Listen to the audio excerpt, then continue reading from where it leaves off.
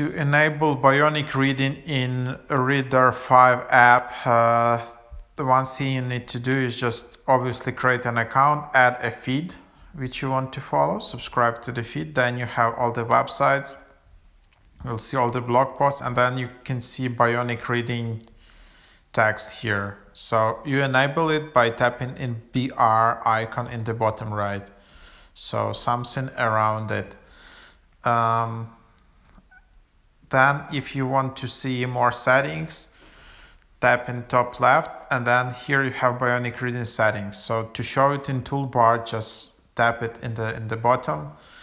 Then you will see all the settings like fixation, saccade, opacity settings, all of that to enable for REEDER5 Bionic reading app. Hope this is helpful.